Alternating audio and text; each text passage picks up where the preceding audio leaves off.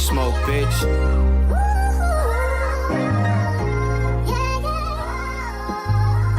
Look. Niggas saying they don't fuck with me, but I know that's just cap. The same niggas that be dissing still liking on my track. I ain't do a song with no nigga if he ain't got a rack. Said he only got 5, then I tell him double that. Niggas saying they don't fuck with me, but I know that's just cap. The same niggas that be dissing still liking on my tracks. I ain't do a song with no nigga if he ain't got a rack. Said he only got 5, then I tell him double that. My analytics going up cause they want hate for a crowd. Little do they know I'm only getting closer to my crown. So you could keep commenting, try bring my ass down, but it really won't work. You just giving me more clout. I love when they hate and when they throw shade. When they do that, they only fueling my gas tank. I've been going up, what else can they say? And if you wanna diss me, I'ma turn you to a Drake. I turn up on stage and I always keep a Drake. You eating ramen noodles on my plate, I got some steak. And none came from rapping, this shit came from pushing weight. Wait, hold that thought, cause I got another play. You a bozo, smoke 'em like some bozo. Said you wanna kick it, nigga, that's a no-no. I'm trying to get these racks, so I'm all go mode. I'm on a different path, no more spliffs in a road. Niggas saying they don't fuck with me, but I know that's just cap. The same niggas that be dissing still liking on my track. I ain't do a song with no nigga if he ain't got a rack. Said he only got 5, then I tell him double that. Niggas saying they don't fuck with me, but I know that's just cap. The same niggas that be dissing still liking on my tracks. I ain't do a song with no nigga if he ain't got a rack. Said he only got 5, then I tell him double that. Hold on. What? Jaysmoke.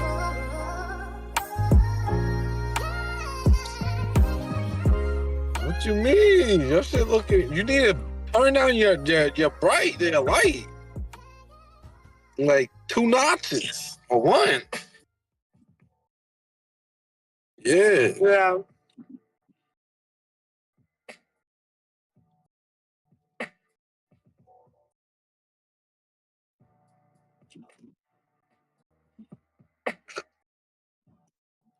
Pick your screen back up. Nigga.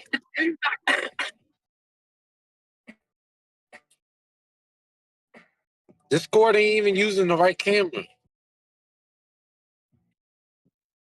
No.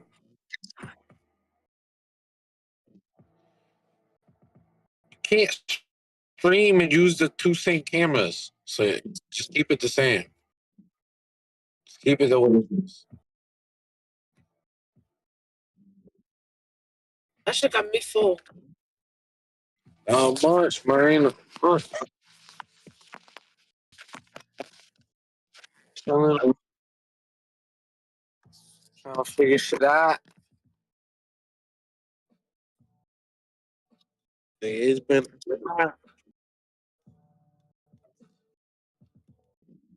Oh, shit. It's 2025. Yeah, right. What you told? Okay, maybe that's what it was. Alright, where the fuck did my Discord call go? Oh, there it is. Alright. Yo. Nigga, somebody broke into my car. What? Yeah. And it's like, they didn't break, like, no windows or nothing, but, like, they fucking did, they either I personally forgot to lock my car when I was bringing groceries in, or niggas just finessed my lock or some shit. I don't know. But yeah, broke ass niggas only took a fucking vape out of my car. One single vape. At least it was that. Yeah. That's crazy. Honestly, bro, I wasn't even gonna stream. I just jumped on stream because I saw you streaming. I was like, oh shit, let's have you streaming. We can stream together tonight. Yay! Oh, What's good? What's good, chat? I'm here. I'm live in the flesh. Live 215.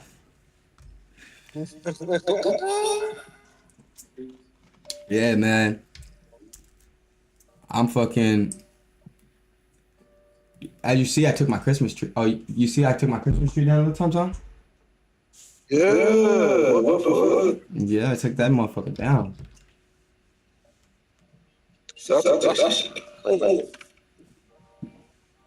Yo, so what I want to do is I want to get a poster, right? But I want to get a post. I want to get a custom made poster, like with the logo that you made me. And I want to put it literally right here. You should do that. That way, every time I go on stream, it just shows my logo in the back. That would be fire shit. Okay, but would I have to do some shit like that online type shit? Yeah, there's mad places that do shit like that. I don't know specifically, but I know there's mad places that do shit like that. Okay. You try something around like custom made sign. How do I make it so my chat can see you too? You got your reaction screen. Yeah. Yeah. Go on the reaction screen. Yeah.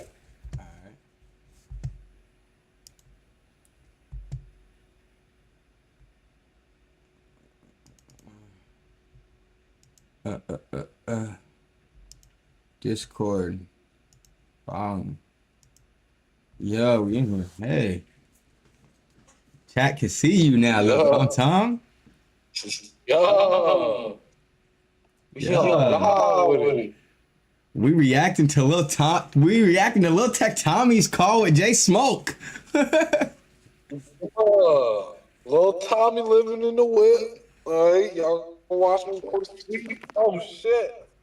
Why you drop your phone? Come on, Lil Tom. Oh shit. Did you go look into that place that I told you about? Yeah, I was trying to hit him up. Man, I think you just gotta go there, bro, because I've been trying to call them too, low key. They don't answer their phone. Yeah, bro, they be on some weird shit. So when's your next day off? Saturday. Saturday? Yeah. What time you going tomorrow? 12:30. 12:30. So if I'm up on time and I can head out there in time, I can scoop you and we can just swing by there together real quick. Since I gotta go there, you gotta go there. We could just swing by there together if you want. If I'm up in time.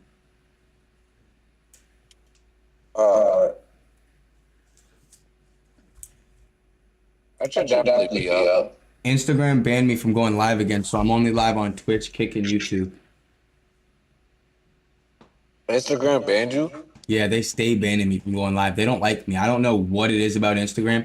They don't fucking like me. Yeah, that's weird.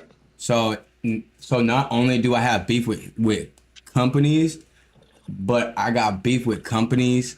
I got beef with softwares, and now I got beef with fucking social media platforms. This is just not in the I'm not beefing with the right people to make it. Okay? He said I'm not beefing with the right people. I'm beefing with all the people that's gonna tell me, nigga, you can't make it. That's why I'm counting on my chat to make it. Come on, chat. Yeah. I actually gotta pull my Kick chat up.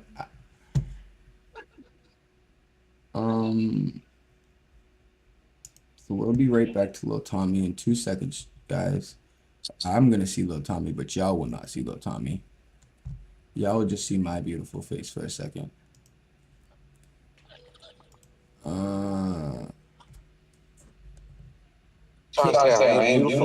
Yo, Lil Tommy.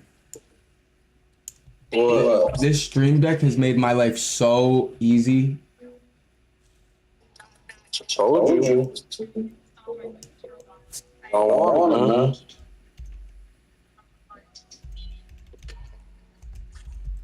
man.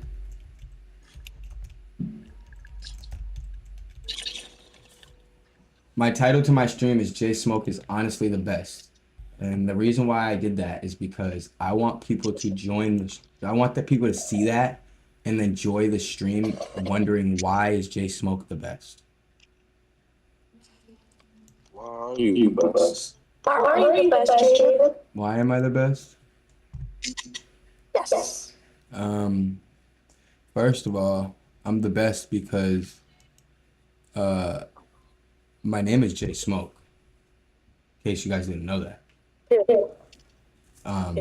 So that's like the first reason why I'm the best. You know what I mean? Oh my God, my stream deck's freezing on me right now. The second reason why I'm the best is actually nonetheless because of the simple fact that, yeah, I'm just the best. You know what I mean? There's no other reasons. It's just because I'm Jaysmoke and I'm the best. You know what I mean? Just edit out. I Yeah. don't gotta explain that I'm the boss man, period. Yeah, right. Period. You know what I mean? Yeah. Period. Jaysmoke. He's ambitious. He wants to get it. He wants to be on top. You know what I mean? He is on top. Most genuine person. Yo, by the way, I just dropped two videos and one of the two has reached I'll tell you right now. It's been out for 8 days and it's reached 8.1K. Woo! The two releases before that are 21K and 38K. Now I just need the new release that I dropped yesterday to boom up to like 10K, some shit like that. I just need to get those numbers consistently and keep averaging those consistent numbers. My subs are going up too. I'm at like 541 now. Yes, sir. You remember when I was struggling to hit 5?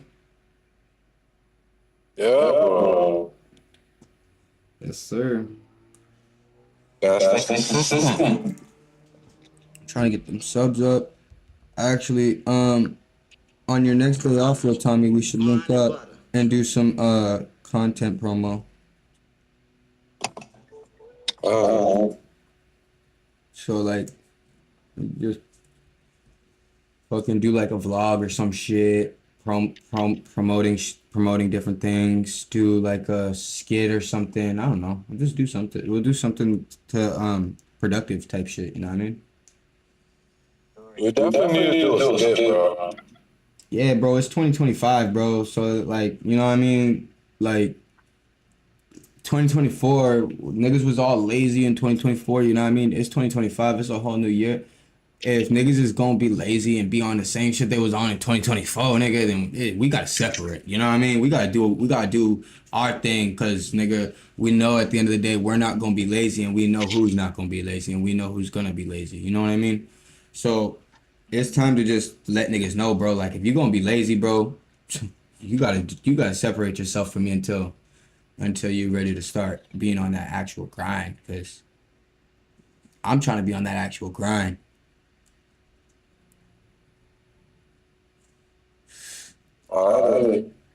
So let me ask you this. If I get another webcam, I could set that webcam up to my DistroKid? And then I wouldn't have to use my laptop webcam at all? Yeah. Interesting. I'm gonna move this over real quick. Oh shit. I'm gonna move this over real quick just because I don't want... I know I'm beautiful and all, but I don't want the chat to see my face twice. So I blocked my face. Huh? Turn off your camera on. Well, I just blocked the camera with my my little picture, the little box on my video. So they can only see me once. They'll see me right where, you know what I mean, in the middle of the screen type shit.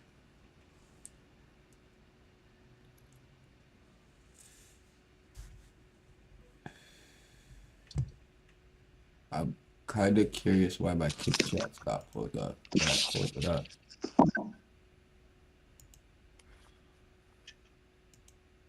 There we go. Wow. I ain't gonna lie, bro. I think I'm fucking with Kick more than Twitch. I'm not gonna lie. You think so? I think so. I like Twitch a lot. You know what I mean? Because Twitch is easy. It's easier for me. It was easier for me to get the followers that I have, even though I don't have a lot of followers whatsoever. I think I got like 15 followers or some shit. And Kick, I lost some followers. I lost like 7 followers, but Kick, I'm gaining more. I'm gaining my followers back, and people are more active in my chat on Kick. Typically. Right. And I've generated probably like three Instagram followers off just off streaming on Kick. No, I ain't gonna lie. It could be a little better for it's a new platform, so it's better for more exposure Yeah. for the Twitch. Kick is definitely fuck with it. Aiden Ross needs to come by my house and just offer me a Kick deal. Or Twitch deal. Or Kai needs to become part of Twitch and come down to my house and offer me a Twitch deal. Any one of those two offer me a deal, I'll take it. I don't give a fuck. Know what I mean? Especially Kai, because that nigga's like the biggest streamer in the world type shit. So like a lot of exposure would come from working with him.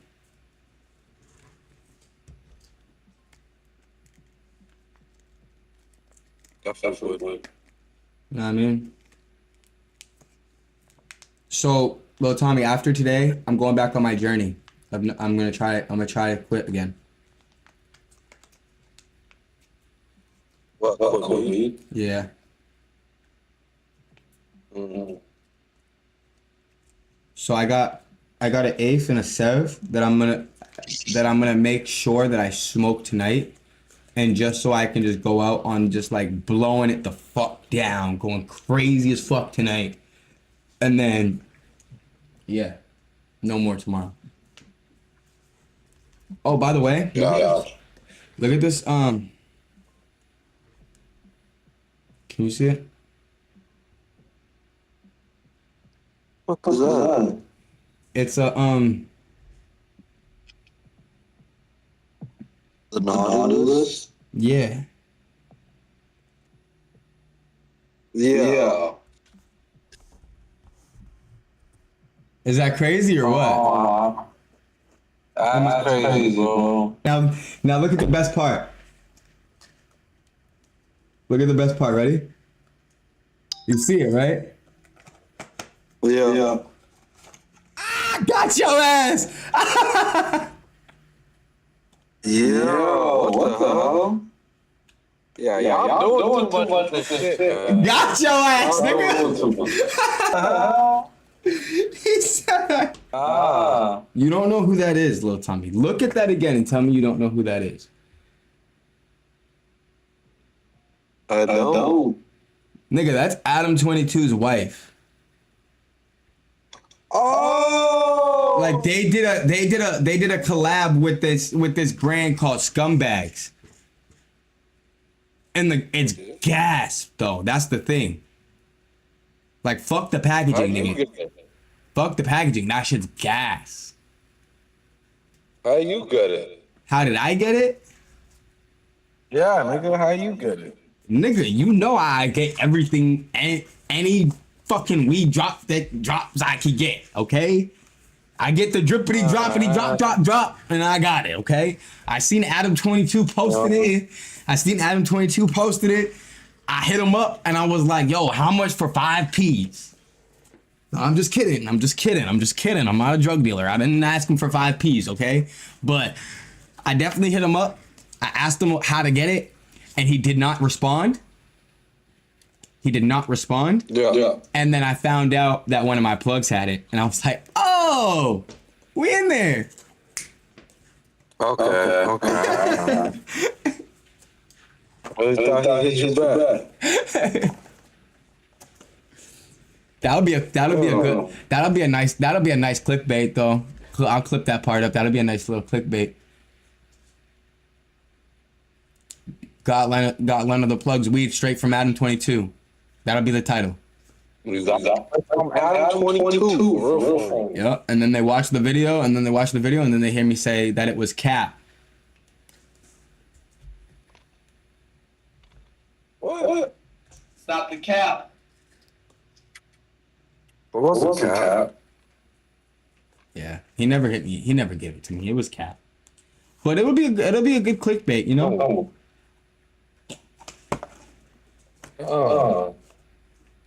Don't lie. He gave it to you personally. All right, fine. I didn't want people to know, bro, that I was actually making it somewhere. Okay. I wanted people to think that I was still little under the ground, little nothing. Okay. God, I'm just giving up my secrets and shit. Okay, you been up. What you talking about, bro? I don't know what Lil Tommy's talking about, chat.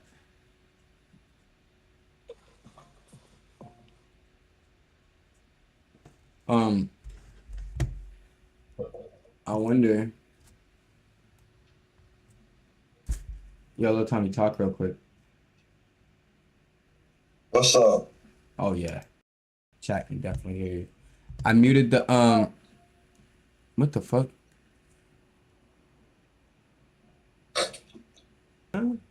Yo. What the fuck happened? Hold on. I fucked up the sound somehow.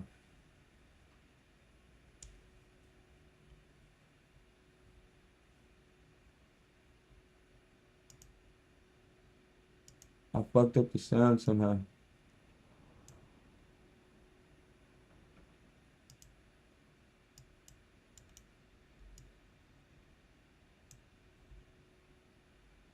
Oh no. Oh no. Oh no, chat. Oh no, chat. Oh no. It's not good. It's not good. It's not good. It's not good. I fucked up the sound. And I don't know how I did that. Okay, hold on, chat. Give me 2 seconds. Lil Tommy, you can still hear me? Give me a thumbs up if you can hear me. I can't hear you. Okay?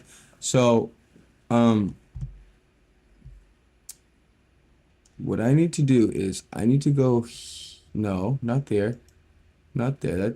That wouldn't make sense. Okay, so, let me open up voice mod. Okay, not Stream Deck. Close Stream Deck. Let me open up voice mod. And all right, hold on.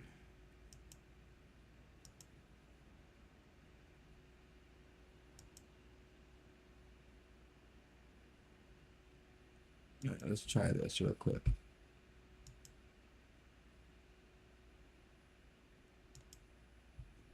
Skip. Okay.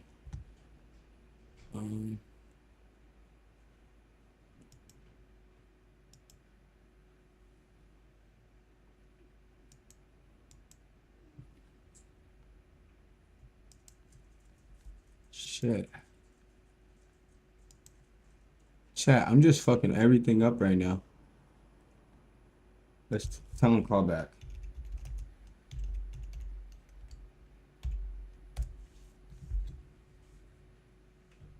Oh, I figured it out. Never mind, chat. I'm bugging. I'm stupid.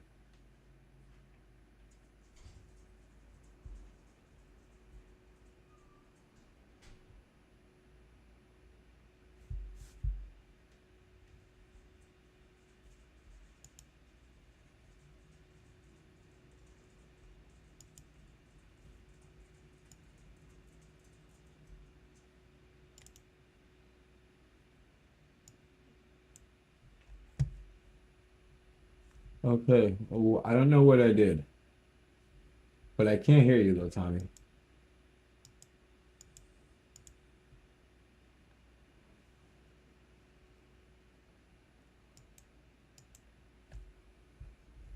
Oh,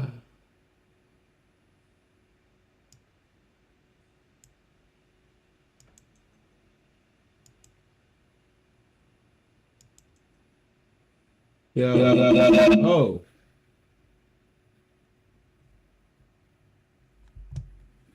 holy shit.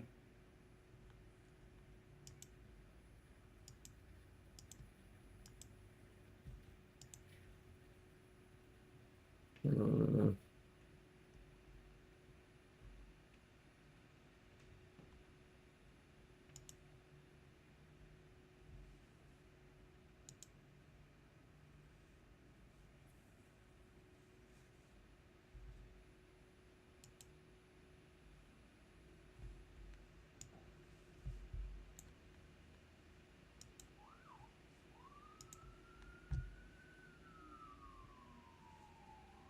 all right. How do I get it to say change? The shit that came up, it told me change or don't change, and I clicked don't change on accident.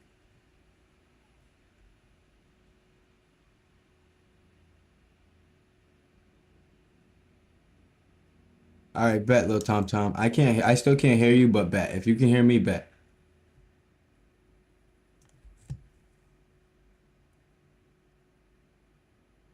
No, it's something in my computer settings. I don't know, because I clicked change on Discord, I think, to something, or don't change, and then I clicked change or something on Discord, and then it changed something in my Sonar mixer. So I don't know what the fuck happened.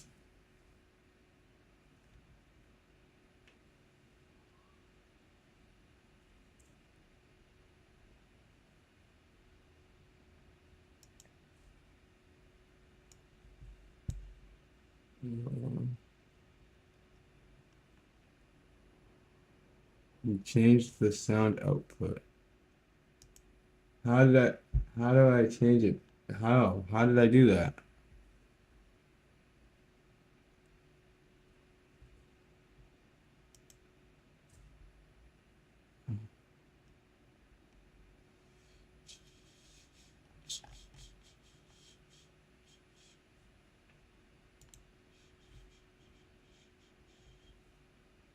I don't know how I did that. Sound. Oh shit, what am I doing?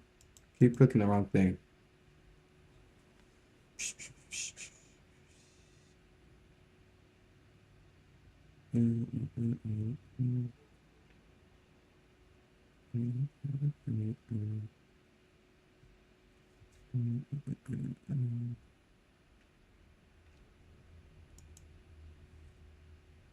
That's user settings. On Discord or on where's sound settings on Discord?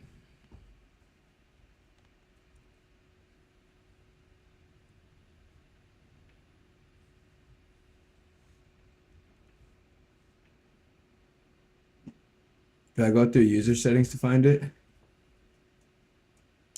Maybe.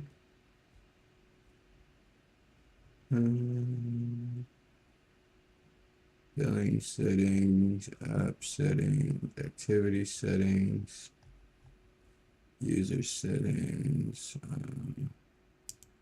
connections maybe?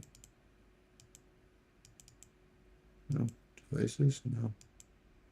No.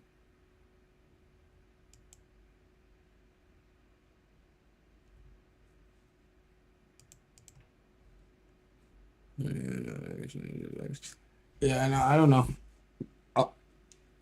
We'll figure it out tomorrow or something, bro.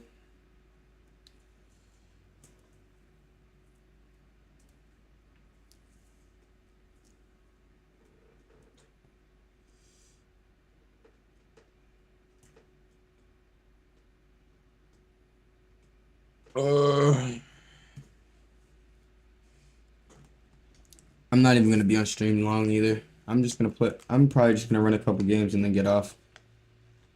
It's already 8:40. That's probably what I'm gonna do. You too, my boy. Have a good night, my dog.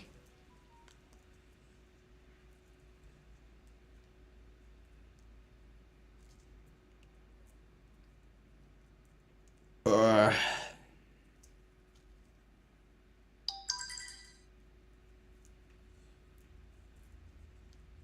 yeah.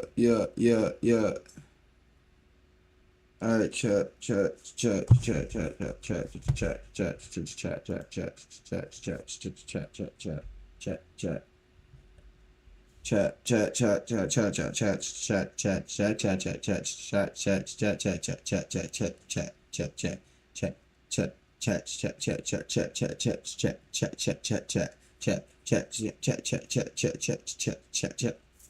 Yo, what's good? What's good, chat? What's good, chat? What is good? What is good? What is good? Y'all want to react to the? Y'all want to react to this? I watched like 5 minutes of this video, and kind of was like 5 minutes in, and I was like, you know what? I'm gonna go and stream. So I mean, if y'all want to react to some of it, we can react to some of it. Watch it together. Tuned in type.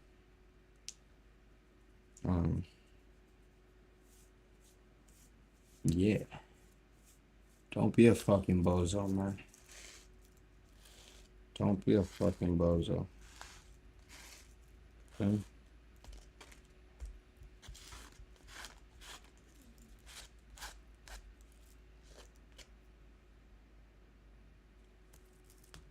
Yeah, chat.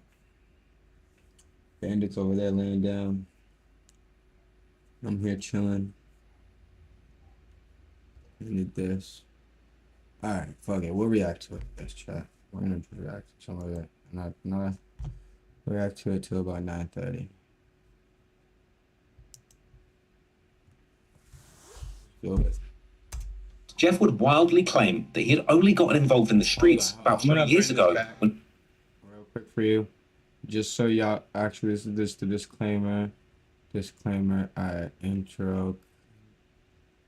Indies, But interestingly, unlike Von, who was seemingly in the streets since ever told. But interestingly, unlike Von, who was seemingly in the streets since a child, Jeff would wildly claim that he had only gotten involved in the streets about 3 years ago when he turned 18 and graduated high school, committing all of these alleged murders in a very short time span. So around what age did you jump off the porch and start hanging out in the streets? I'm saying when I came outside for real, I was like 18 type shit. Okay. I just turned like 18. Jeff also became known for his equally wild antics that showed he was a complete loose cannon. For example, when he famously snorted crushed up pills during his DJU interview. Then there was the time he seemingly shot his gun towards someone during an Instagram live, as well as openly bragging about how he was robbing people for their designer watches. Hey, look, Jeff. You should take this picture. I was done. Oh, wait. I got blood on them diamonds and I still wore it. It's part of my tattoo. I don't know if that's a tattoo or real. Nah, I know.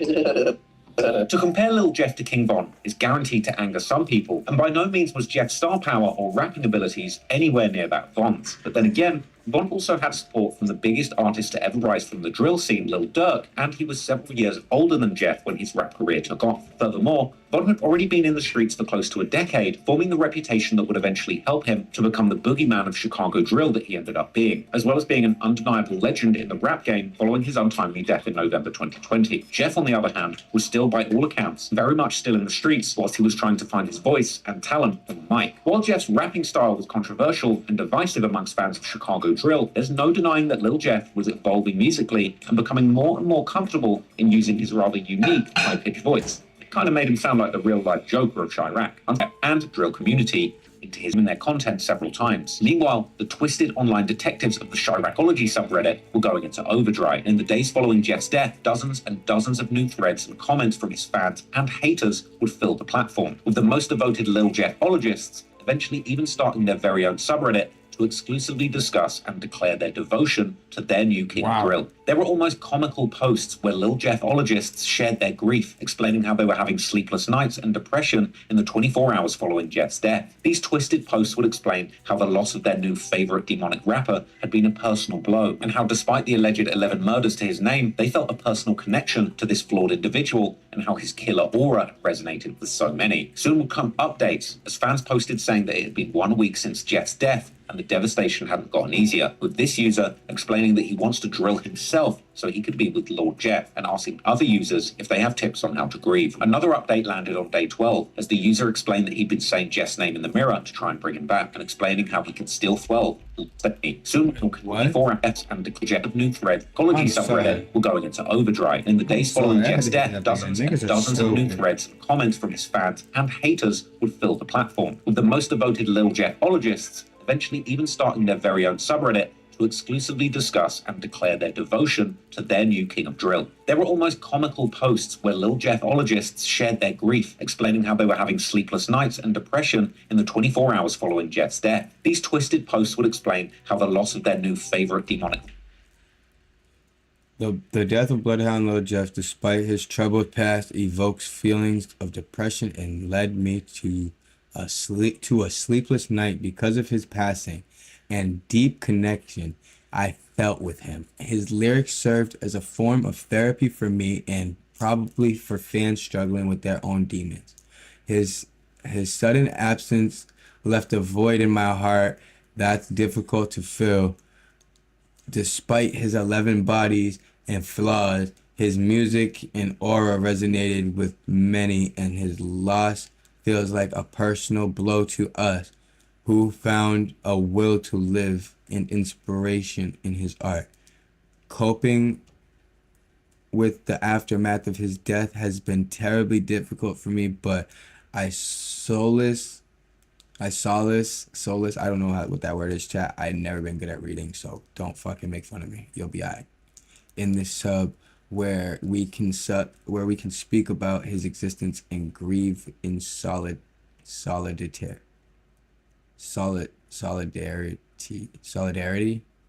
Can I get Bloodhound in the chat? rapper had been a personal blow, and how despite the alleged 11 murders to his name, they felt a personal connection to this flawed individual, and how his killer aura resonated with so many. Soon would come updates as fans 1 week, the devastation doesn't get easier. Posted saying that it had been 1 week since Jeff's death, and the devastation hadn't gotten easier, with this user explaining that he wants to drill himself so he... Oh, I didn't even see this. I can't believe it's been a week already. Feels like it's been years. Part of me wants to drill myself so I can see Lord Jeff, but I know he wouldn't want me to go out like that. So stay stronger for him. Stay stronger for him. I must. Anyone have any? Stay stronger for him. I must. Anyone have grieving tips? Let me know. Could be with Lord Jeff, and asking other users. Now these is all like, you know what I mean? These isn't even just fans. These are dick riders. I'm sorry. Ain't no nigga. I fuck with a lot of artists. I guess you could call me a fan of some good amount of artists in the industry. However, if they was to die, bro, or go to jail or any of that, bro, you ain't gonna see me doing all this extra shit, bro. That's not no fan shit right there. That's some dick riding ass shit right there. You feel me? Talking about, oh, I want to go drill. Oh, because they took my favorite rapper away. I want to go drill so I can go be with Lord Jeff. Oh my God. Oh my God, Lord Jeffy, why'd you leave me, Lordy Lord? Oh my gosh. You feel me? That's just goofy shit, nigga. Come on, bro. Give me a second. Let me get my food out the pipe, boy. Oh my God! Oh my God! This is so crazy! Oh my God! I can't wait till my baby's like walking chat. Oh my god! She's gonna be walking soon. Oh my god.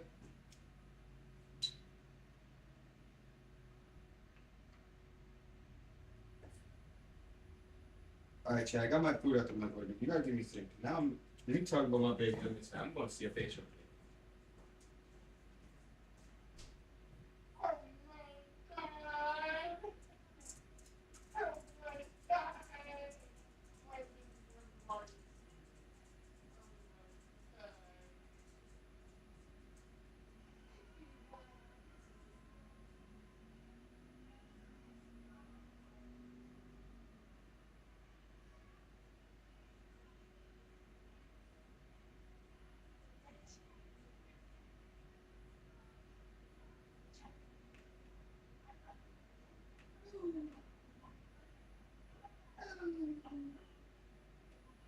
Oh my god. Go time? Good. Leave the girl. It's boy time out here. Leave the girl in there.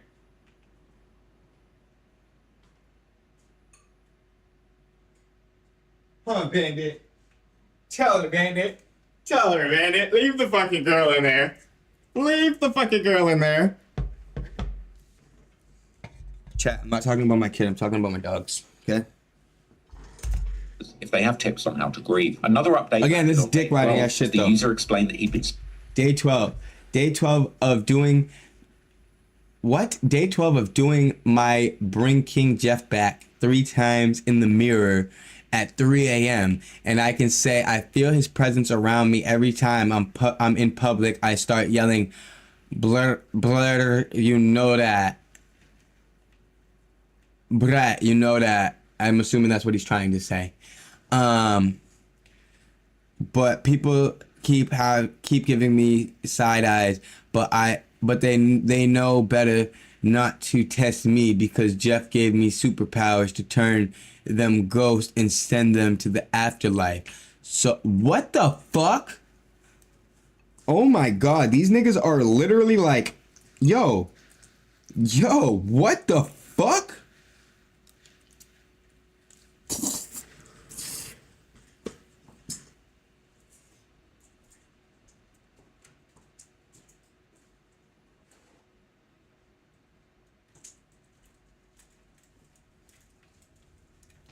Oh, of course I read that right. My fault. I don't want to read that again because, like I said, I've always sucked at reading, and I'm not sure if I read that right. Give me 1 second, chat. Real quick, I want to make sure that y'all.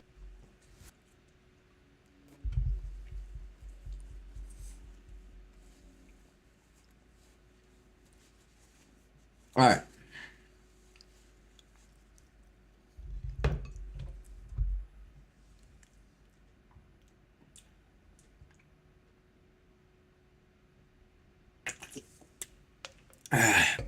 All right. Excuse me. All right. We good. We good.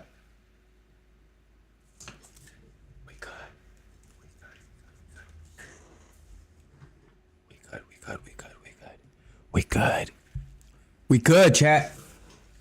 We good. All right, let's read that again real quick. Day 12 of doing my bring King Jeff back 3 times in the mirror at 3 a.m.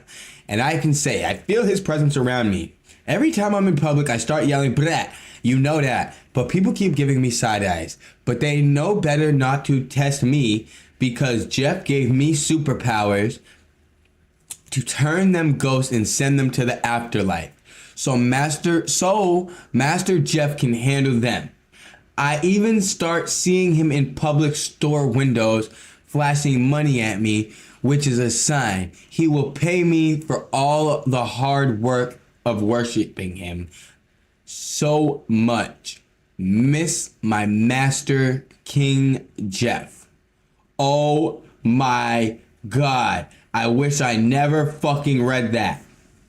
saying Jeff's name in the mirror to try and bring it back, and explaining how he can still feel Jeff's presence around him and that he's been seeing Jeff's reflection flashing wads of money at him in store windows. Now, all of this goes to show you the bizarre and twisted level of fandom that Chicago drill has really reached, with this adoration of Jeff even topping some of the most extreme King Von glazing that's been observed online. Chicago drill is truly the juncture where internet fandom meets music meets real-life true crime, where the very people actually involved in that life are getting killed by the hundreds every year. And when it comes to this combination of music and true crime, the story of Lil Jeff is surely up there with some of the wildest to come out of the drill scene in recent years. But Lil Jeff's story is still one shrouded in mystery, because while Jeff was certainly no stranger to letting the world know about his reckless escapades in the dangerous streets of Chicago, he was also a fairly new face in the scene who seemingly appeared out of nowhere just a few years ago, which makes his claims to have double-digit bodies under his belt sound particularly outrageous, making many fans of Chicago drill to quickly reject these claims as obviously false. Moreover, Lil Jeff hails from an area that's previously received only limited coverage in media focused on the drill culture. So in this video, we're trying to give the most in-depth look into the life and the music career of Bloodhound Lil Jeff so far, and try and determine, with all of the information available publicly today, was Bloodhound Lil Jeff really a street demon with 11 murders to his name, or just a wannabe serial killer on social media who kept around and found out? Residents say they're fed up. You heard that? Motherfuckers is questioning him. Was he really a demon? Or was he an internet? Or was he an internet killer and fucked around and found out? Some was shot and killed, 9 others wounded. Outside their school, homemade signs demanding peace, they gathered. We gonna run with it, roll with it. We're only 17, 18 years old, and we losing our lives at a young age. We do this man, day, man. Your city, we out there, man. On one of the most violent streets in the city, 79th Street, artist and activist Common lends his support and voice to lift up this Chatham neighborhood. Yeah, see the bandanas that man with blood. So can you tell us, like, who introduced you to the street life? My brother. Your older brother, right? Looking at it, yeah. Unfortunately, there are many families who are suffering. So you would say you've experienced some trauma growing up in these streets of Chicago. Cause how old was you when Chief Keef came out? Like, I was 3rd grade. Cause they said Bloodhound Lil Jeff got 10 bodies. I ain't gonna lie, my home dad is on my face. She's right here. See, man. And how did this death affect your mentality, man? These, all I see is greed. What type of lifestyle that Von led? Everybody considered him the top savage of the rack. Was that something you looked up to? Yeah, that's him, I'm me. Hey, y'all, listen to this real quick. Let me know it's all true. This smoke with the whole crack. Whoever wanted me giving it out. My dead grand. Summertime finna be a black. 16-year-old Robert. Fatal shooting yesterday evening, 19-year-old. My house, I might go drink last and get out that car. So when y'all like in the booth and all that, how do y'all stay away from like even incriminating lyrics? I went black for like a week. Poof. So after that, poof, I came back. Bloodhound. Ends when going westwards from Lake Michigan is much more ambiguous, with the State Street and the I-94 next to it generally acting as a sort of last cut-off point. In the drill scene, this east side is known particularly for gangs like G Herbo and Lil Bibby's crew, NLMB, which is made up of 2 clicked-up gang sets, No Limit and the Muskegon Boys, with these initials creating the NLMB moniker, which has also been used to stand for Never Leave My Brothers. However, NLMB's hood is located in the South Shore neighborhood, which is located very close to the shores of Lake Michigan, and is infamously known by the locals as Terror Town, a place with a long history for being particularly dangerous. Whereas when it came to Lil Jeff, his family seemed to mostly stay in a much more central area around the Grand Crossing and Chatham community areas, which generally have been much lesser discussed in the drill scene before Lil Jeff's recent blow-up, although the area has seen its fair share of rappers since the early 2010s repping these specific hoods. Now, Lil Jeff's family has long ties to the streets in the area. His father, Jeffrey Harris Sr., allegedly belonged to a street set called 068 C Block, C standing for Champlain Avenue, with their main spot seemingly being on 68th Street in Champlain. To put this location in context, this street corner is only about 0.3 miles from the location where Lil Jeff would eventually lose his life. And while there's not much available about this particular set online, Jeff's father was born in the early 80s, and thus he and his set were likely at their most active around the turn of the millennium, throughout the 2000s. What we do know with some certainty is that Jeff's family were closely connected with the very people that Jeff would later go to war with, including the person alleged by many to have been the one to gun him down, although there's no real evidence at the moment to prove who was the actual by many who have been connected with the throughout the 2000s. What we do know with some certainty is that Jeff's family were closely connected with the very people. Same friend of Jeff's father. Friend of Jeff's father. Let's see.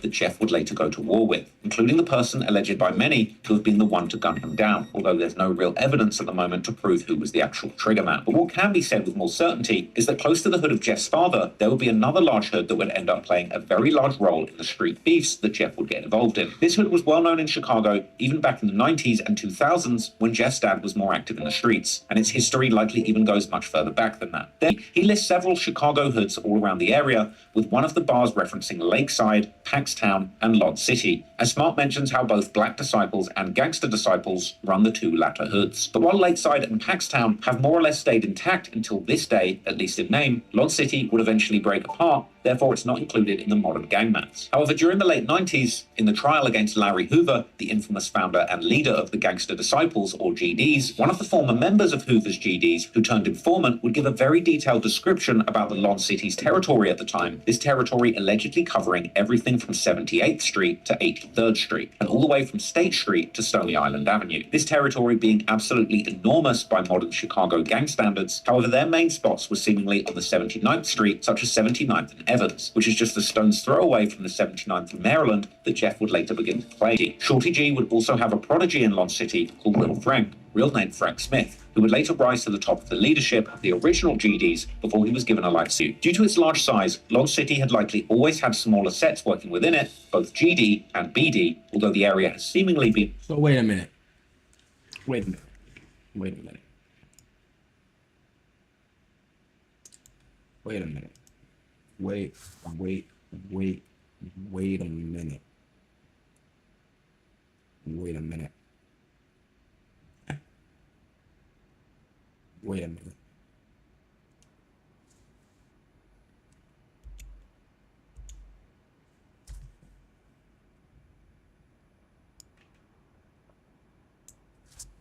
From State Street to Stony Island Avenue, this territory being absolutely enormous by modern Chicago gang standards, however their main spots were seemingly on the 70th Street. One of the former members of Hoover's GDs, who turned informant, would give a very detailed description about the Lod City's territory at the time, this territory allegedly covering everything from 78th Street to 83rd Street, and all the way from State Street to Stony Island Avenue. This territory being absolutely enormous by modern Chicago gang standards, however their main spots were seemingly on the 79th Street, such as 79th and Evans, which is just a stone's throw away from the 79th in Maryland that Jeff would later begin to claim. One of the highest-ranking GDs of the 90s, called Shorty G, real name Gregory Shell, would even allegedly live in Lod City. Shorty G would also have a prodigy in Lod City called Little Frank, real name Frank Smith, who would later rise to the top of the leadership of the original GDs before he was given a life sentence in 2023 for allegedly organizing a killing of another high-ranking GD member as part of a leadership. That's what I wanted to hear again. What the fuck? Niggas is killing their old mans just to try to rank up, boy. How you go backdoor your old mans just for a higher rank, bro? That's supposed to be your mans, bro. That's supposed to be your rider, bro. That's supposed to be, you know what I mean? I don't know what happened. I don't know if he got the full story going right or what the case is, but man, that's crazy. Chad, that's crazy. Dispute. Due to its large size, Lod City had likely always had smaller sets working within it, both GD and BD, although the area has seemingly been majority GD. However, coming into the 2010s, Lod City, like most Chicago hoods, had lost the majority of its original structure due to the collapse of the traditional gang hierarchies during the 2000s, which led to the large gangs like the BDs and GDs to break into small neighborhood sets without any central leadership between them. In Lod City, these separate sets were also becoming more independent, particularly 6 sets that were known as A-Tray Mob, Evans Mob, Hit Squad, Mix Mob, Wiz City, and Drill City, the latter of which would eventually become Lil Jeff's set. According to Chiracologists, these individual sets would eventually break Lod City apart completely due to some of the BD sets backdooring the original GD leaders of Lod City. In the aftermath of this breakup, what's now known as Mix Mob would seemingly keep repping Lon City even after the breakup. Meanwhile, Drill City would seemingly get its name around the same time as the Chicago drill movement was starting. Chicago drill music being the ultra-violent evolution of gangster rap, with beats inspired by Atlanta trap and gritty lyrics all about real crimes that were actually happening in Chicago. With this set having some of the first pioneering drill artists, such as the rapper known as Fat Smack, who is in fact the actual cousin of the rapper Pac-Man, who hailed from the nearby Dro City hood and is generally considered to have been the original creator of the drill genre before Chief Keef made it famous. The devil might be real or a magic mystery, but I make you disappear. Poof, history. I know you sick of me, but Mac is the antidote. So if you act fruity, I have to split your cantaloupe. Hey, man, you know this Pac-Man. This is Drove City. I have, man. Hey, I tell him. The coupe looking like a Sunday, a chocolate Maserati. Butter, vanilla, Gus Valley, pocket at the party. Yo, so my heels, she was jocking me in the lobby. See, the more crocodile's pocket watching like she gon' rob me. I swipe for a room, penthouse, we at the W. And tag your name on the neck and on my stomach too. Already in late 2010, Fat Smack put out a mixtape titled A Day in Drill City, this being among the first drill projects ever to come out. Drill City is also known as BNC, or Bar None Crazy, which generally refers to them being an insane or renegade gang set. This means that they generally don't adhere to any central structure of a historical gang, like the BDs or GDs, and essentially are willing to go to war with or kill people that descended from the same original gang as them. It seems that Drill City will first call with another set from the former Lon City called Wiz City, or Whisper City, named after a boy called Whisper, aka Wiz, who seemingly died in 2008 from medical complications. Similarly as Drill City being bar none, Wiz City would be known as Brain Dead. This generally also meaning that they are insane or renegade BDs who again don't abide by any centralized BD leadership and are willing to go to war with other BDs. In the very early 2010s, Wiz City was seemingly already beefing hard with several of the former Lon City sets, including Evans Mob, Mix Mob, and A-Tray Mob. Hey man, so I don't want to talk about that Mix Mob thing, man. It's getting ridiculous, man. It's real different, man. First of all, y'all, you say that right there. There y'all. Still, man. Y'all, bring him on this house arrest. Because if I win, it's big drill, man. Y'all feel open second movement, man. Come on, game.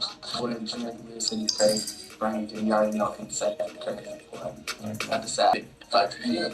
Meanwhile, it appears that Drill City members were originally much more open to linking up with different sets, even ones that were already at war with Weird City, such as Evans Mob and possibly even Mix Mob, which might be why someone on Reddit presenting them as having lived in the area during the late 2000s and early 2010s describes Drill City as playing sides. Meanwhile, another Redditor claims that Weird City was getting close with the TYMB set, which is known from the early drill culture for getting shout-outs from the likes of Chief Keef. However, Drill City was beefing with TYMB, and there are even rumors that they killed one of their most loved members in 2012, a young man known in the streets as Obama. Real name Reginald Smith, the 24-year-old was shot and killed in a walk-up style attack on the 6500 block of South Drexel Avenue. The wildest rumors even claim that this killing led to one of the Drill City members getting kidnapped by TYMB before getting released for a 10K ransom. However, the consensus among Chiracologists seems to be that Obama was more likely killed by a member from another set that would become very close with Drill City. But more about that later. In any case, TYMB continues to be one of Drill City's longest ops, which is at least partly why even Lil Jeff would drop a Y sometimes in his music videos and on social media. At the time though, Wiz City's alliance with TYMB would allegedly cause Drill City to separate themselves from them and ally fully with their biggest ops, the Mix Mob instead. This alliance eventually going under the moniker DCMM, or Drill City Mix Mob, as represented by Fat Smack and another Drill City member called Leaky in their 2013 song by the same name. And they would also openly claim to be Wiz City K and vice versa, with Wiz City members vowing to K or kill anyone from Mix Mob or Drill City. But moving forward, Drill City would seemingly also keep certain enemies that stayed the same, such as the majority GD sets, A-Tray Mob,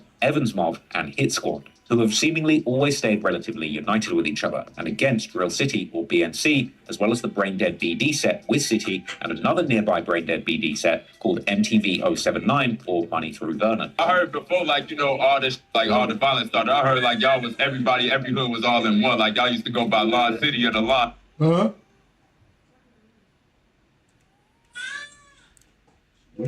What's your problem? Huh? I thought I said it. I thought I said it.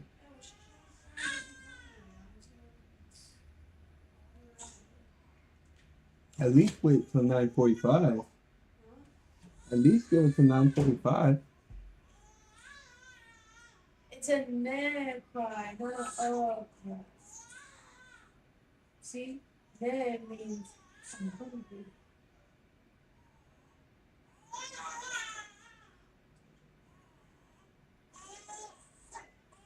I don't want to talk to you.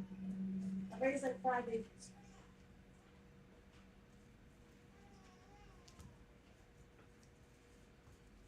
Chat, my girl's a mother of 6.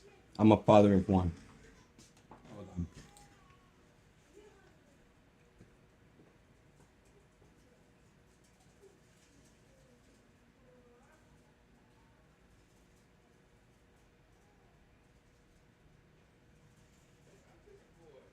No, she's hungry. I was just playing with her for a whole hour straight.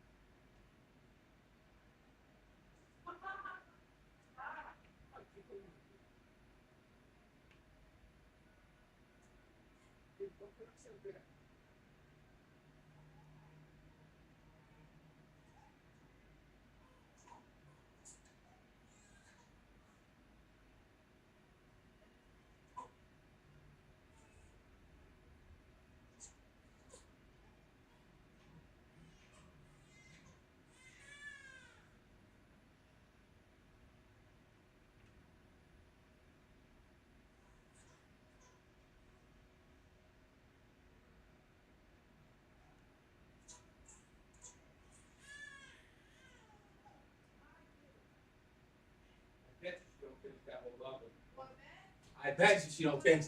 I bet you she don't finish that whole bottle.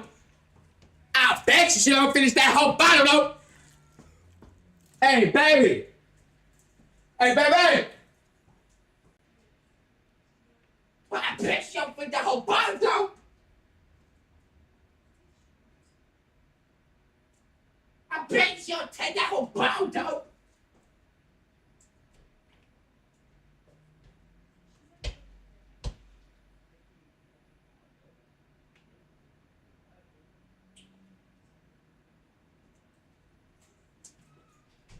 Hey, Bandit.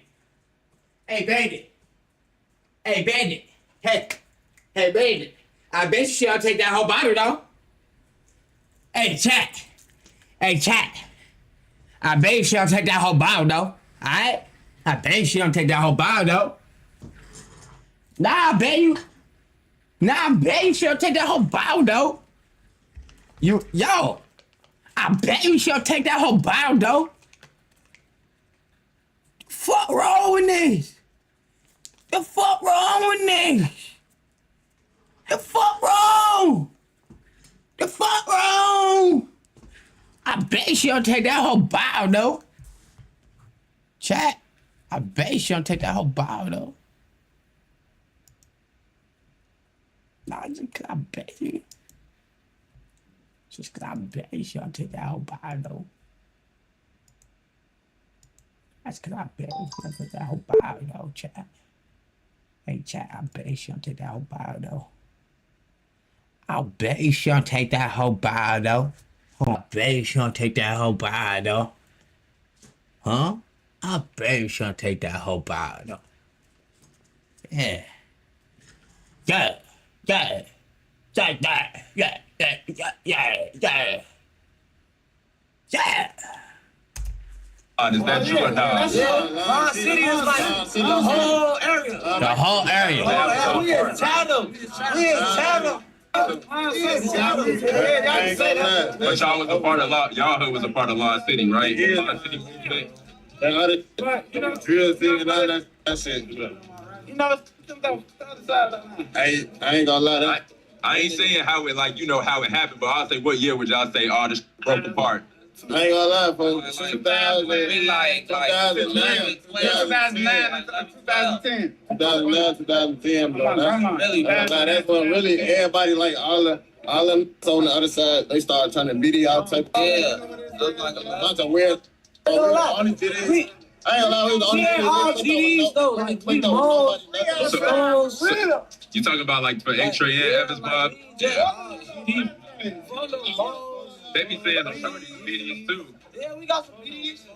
For them folks, like, I ain't gonna lie, this is clickbait, bro. yeah, like we ain't just no jail. My brother PD, he ain't straight bottom. I was gonna say, Out of these three majority GD sets, Evans Mob is perhaps best known through their early 2010s connection with the infamous Washington Park-based set 600, due to two of their members, 600 Breezy and Esdot, having a childhood and family connection to this set. Evans Mob is also known for a now classic moment in drill history when two of their members would catch infamous drill rapper Lil Reese from Lamron, aka the Grim Reaper, with this video causing the so-called Lil Reese poop gate, as people would claim that the video showed visible skid marks on Lil Reese's underwear. A stinky conspiracy in Chicago drill that's been debated for years, and one which fans would eventually go all in on, analysing the patterns of the specific boxers that the Grim Reaper had been wearing that day, to eventually debunk the theory and prove that it was all a big poopception all along, as the alleged brown stain actually turned out to just be part of the design of that particular set of boxers. But anyway, A-Tray Mob Murder Mile dropping some early songs that would gather some decent views, such as their 2013 music video for a remix of Lil Durk's song Competition, where one A-Tray member can be seen proudly presenting his shirt which says MTVK, BNCK, and We're City K. Hit Squad, on the other hand, is perhaps the smallest set out of these three, getting its name after a man called Hits, real name Marlon Dubose, who was killed in 2010, being shot in the head and neck. These are already many sets to keep track of, but ultimately, these were just the set from the original Lon City hood. Whilst the story of Lil Jeff also includes numerous sets from nearby the original Lon City, because during the early drill era, while Lil Jeff was still just a young boy with dreams of pro basketball, his big brother Jay Boogie would jump headfirst into the streets, becoming friends with the very people that Jeff would later want to kill so bad that it ended up costing him his own life.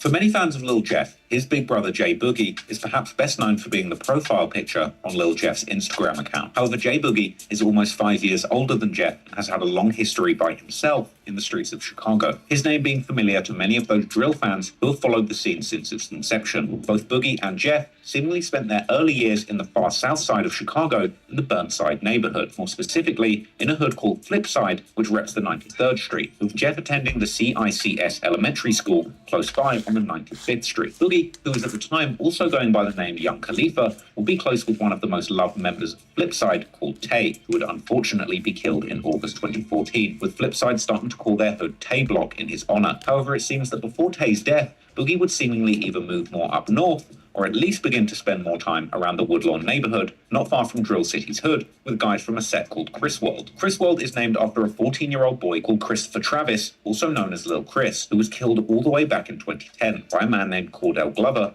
known as Wheezy or Wee Wee, allegedly from the EBT set. Lil Chris was seemingly part of TYMB and can be seen in old pictures with them, and Chrisworld would then begin as a faction within TYMB, or YMB, meaning Young Money Boys, as the set was known before they would eventually change their name in honor of a dead member called Ty, real name Edric Walker, who was 64th Street. Around this time, TYMB, the newly founded Chrisworld, and Wick City, that would later become known as O Block, were all seemingly pretty close with each other, with their main ops being sets like STL EBT, not to be confused with the Kenny Mac from the FBG Duck murder case. Walking up to Obama, Moneyman was in fact dead. However, in fact, Moneyman appears to be shouting out Chrisworld, just like he shouts out several other people before them, including E-Day from 600 and Boss Sean from Wick City, that would later become known as O Block. Meaning that around this time, the two sets were seemingly still on good terms. But what does seem clear is that the beef between TYMB and Chrisworld would indeed begin even before Obama's murder. And while there's even a photo of J Boogie himself seemingly throwing up the Y in January 2012, a few months before Obama's death, while hanging with a rapper Bad Habit affiliated with Chrisworld, already later that same month, a girl affiliated with Chrisworld would make the post on Facebook saying F the other side, while dissing YMB, aka TYMB, and also shouting out three sets: Chrisworld, Trap City, and Drill City. It appears that even before Obama's murder, TYMB had been beefed particularly hard with another Woodlawn-based set, this set being called Trap City, also known as Zone 7, with the 7 representing the 67th Street that they would claim,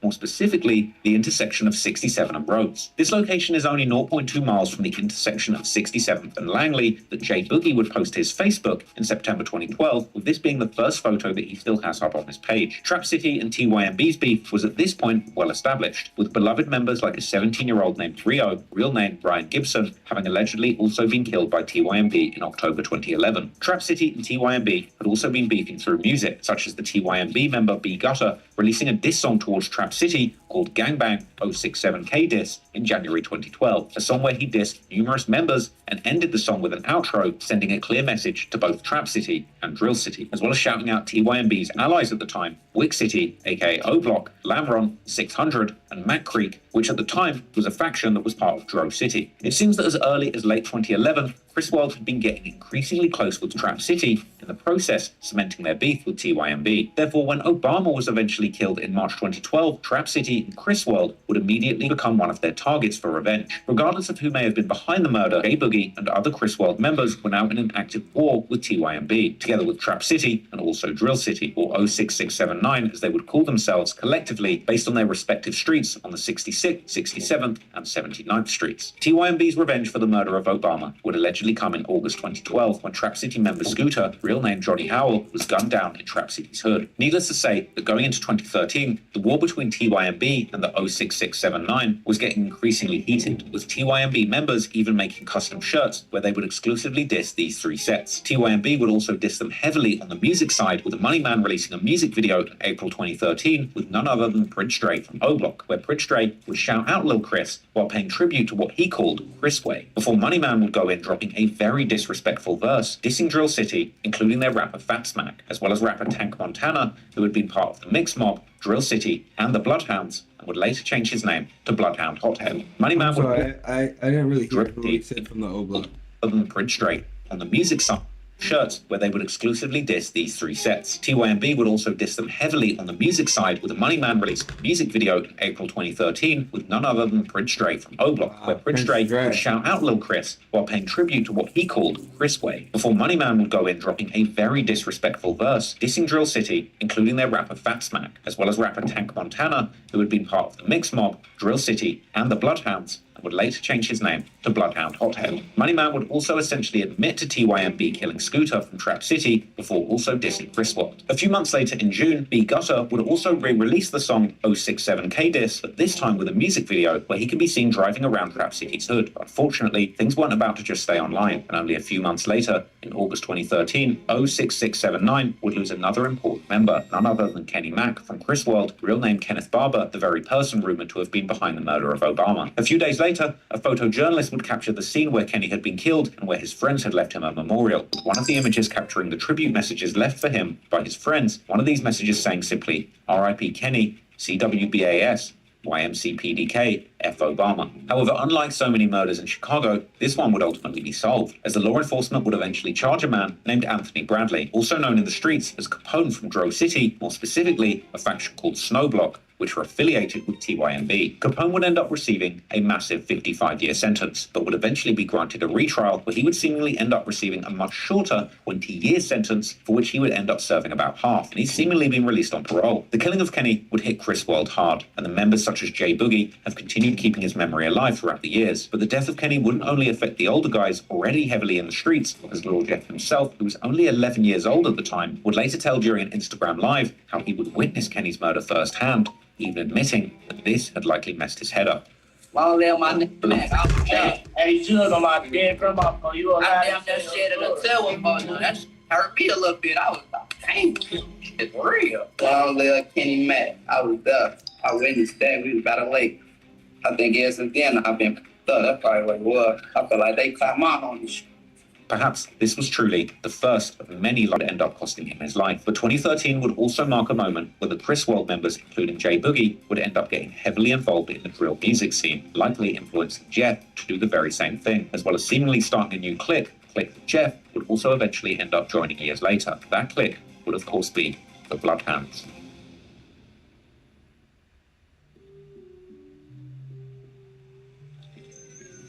Going into 2013, the Chicago drill music scene was reaching its peak, propelled by the immense popularity of Chief Keef. But while other up-and-coming drill artists were largely keeping the similar dark and violent themes that had made the genre popular, both lyrically and sonically, Chief Keef himself, who was now living the good life in the rich suburbs just outside of Chicago, and surrounded by all the lean and loud he could possibly consume, would quickly begin to experiment with his sound, cranking his auto-tune settings to the max, while beginning to add much more melodic elements to his rapping, combined with an often heavy slurring, likely at least partially caused by his increasing consumption of that prescription cough suppressant. Keef would also largely ditch his day one producers during this period, instead accepting beat submissions from random YouTube and SoundCloud producers, many of whom had taken the more upbeat elements from Keef's earlier projects, particularly his debut album Finally Rich, but turning those elements up tenfold. These beats were much more influenced by the late 2000s and early 2010s Atlanta rap and trap music, with artists and groups such as Roscoe Dash, Travis Porter, Young LA, and J Money, as well as of course Future, with inspiration also being taken from prolific producers from the area like DJ Spins, London on the Track, and KE on the Track. But with a new twist, these beats eventually got the label of futuristic beats amongst fans. While at the time,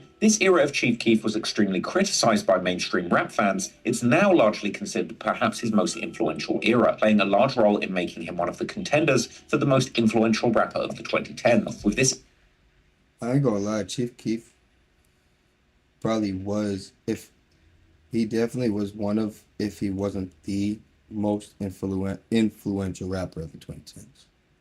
I'm gonna just keep it a buck. Chief Keef was one of, if not the most influential rapper of the 2010 era. Because he's the one that made it clear, like, he's the one that really popped down, was like, look, young niggas can do it too. It's not just these old heads that are fucking rich and can get rich and do, nah, nigga.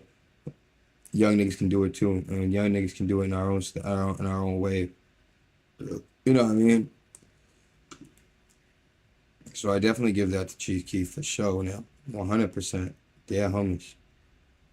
Era that his fans tend to call the lean era, together with what would eventually evolve around 2014 into an equally fantastically named era, the Zan era, arguably largely birthing what would become known as mumble rap, as well as playing an enormous role in influencing the flows, rapping styles, and beat choices of later popular artists like Lil Uzi Vert, Playboi Carti, Kodak Black, and countless others. But the reason why Chief Keef's 2013 era is so important to mention here is because by late 2013 and going into 2014 and 2015, the members of Chris World would also end up getting heavily involved in the buzzing Chicago music scene. But unlike the majority of rappers coming out of Chicago at this time, they would attempt to build heavily on this new sound that Chief Keef was creating, even using the same YouTube and SoundCloud producers such as Intel on the beat, who was one of the producers behind Chief Keef's classic that perhaps best describes the lean era, the song Love No Thotties. Another producer who was getting commissioned a lot during this period was the French beat phenom Cash Money AP, who produced numerous songs for Keith and other GBE members during this time. Chris World would do this under the name Finesse Crew, which the Chris World rapper Saul J would present in his solo song titled after the group in September 2013. In the music video, we can see many key members of Chris World, including the main people of the Finesse Crew, including of course Saul J himself, as well as Chief 2 Times, Smooth, Bad Habit, now going by BH, and J Boogie, who incredibly at this point was still only 15 years old. J Boogie would eventually not only appear in these videos, but also participate in the rapping, such as the song BAS, released with a music video in May 2014, and a music video for Finesse Party, which was released in November 2014. J Boogie would release early solo songs, such as his 2014 remix of Bobby Shmurda's Hot N-Word, but for whatever reason, these songs have been now wiped off the internet. Despite most of Finesse Crew's songs being pretty upbeat party anthems, they would also keep wrecking their gang sets in their music videos, including in the banger titled Forever Mac and Chris, which was released in June 2015, as well as being seen dropping Wise for TYMB. However, TYMB was taking the dissing once again to another level, as Money Man would release his remix of Lil Durk's Competition titled No Competition in July 2014. Once again, we would get straight to the point, beginning the song by dissing Scooter and Rio, as well as Kenny Mac and Chris World. He would then begin his verse by saying how he blew someone's brain back on the 67 before aiming his diss directly at J Boogie, saying that he better cool and asking how is he even Chris World when he didn't even know Chris personally, as he had seemingly stayed flipside in 2010 when Chris was killed. Whether or not J Boogie actually knew Chris personally is unclear though, as Boogie himself has seemingly indicated that he did in fact know him, and that he has stayed on 67 since he was a young boy. Money Man would also diss Drill City and several other members from 06679 and their affiliated sets, such as Lil Ricky from Chris World and Lil Ant from Mix Mob, who was killed in 2013. Perhaps as a response to this song, Finesse Crew would eventually end up making their own dedicated diss track, released with a music video in May 2015. This song was called simply War, and the beat was a much more standard dark drill anthem. In the song, the Finesse Crew rappers go back and forth, spitting bars whilst dissing their ops, particularly TYMB, with Boogie also taking part in the rapping, saying that he's the youngest running things, being now 17 years old, foretelling how he's driving through the ops hood with big clips while dropping Wise with both hands. This music video would also have a major cameo from a rapper who was making a lot of noise around this time, having become known a few years earlier for being one of the best friends of a true Chicago drill legend, LA Capone. This rapper was JB Bin Laden, who is the first person to appear in the video, he too dropped Wise with both hands. But this was not in fact the first time that JB had made an appearance on a Finesse Crew video, as already in December 2014, he can be seen in their music video for the song Kickstand Lean Boys, together with none other than Boss Top from O Block, with this possibly reflecting how O Block had now fallen out with TYMB too. JB is from a BD set called 400 East or 400E, which is directly on the other side of the Interstate 90 from Trap City, and Chris World, with their main block being on the 71st and King Drive. Due to JB's close relationship with LA Capone, and LA even allegedly living on 400 East Hood with JB for a period of time, the set would even take on the name LA Gang in his honor following his death. But it seems that JB had a particularly strong bond with J Boogie, as he would often post it and shout him out on social media.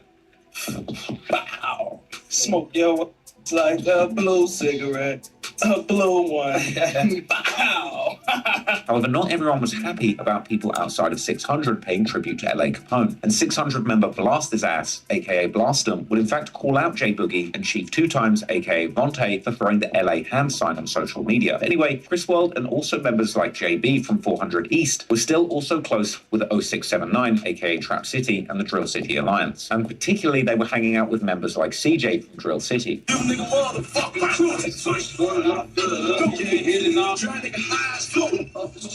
Meanwhile, it appears that in Drill City's hood, a new clique was forming, where guys like CJ were heavily involved in, with the earliest mention about the name seemingly going all the way back to the early 2010s. This clique, of course, being the Bloodhounds. It appears that they were particularly influenced by the early Glory Boys rappers, like pretty much all of Chicago at that point, and would often quote on social media lyrics from rappers like Lil Reese and Gino Marley, mentioning how they were like Bloodhounds. Towards the end of 2015, CJ would even begin to tease what appeared to be a music project titled Bloodhound Savages. Going into 2016, CJ, J Boogie, and JB were seemingly still spending a lot of time together. Also, members from other sets were beginning to claim the Bloodhound clique, such as the members from the MTV 079 set.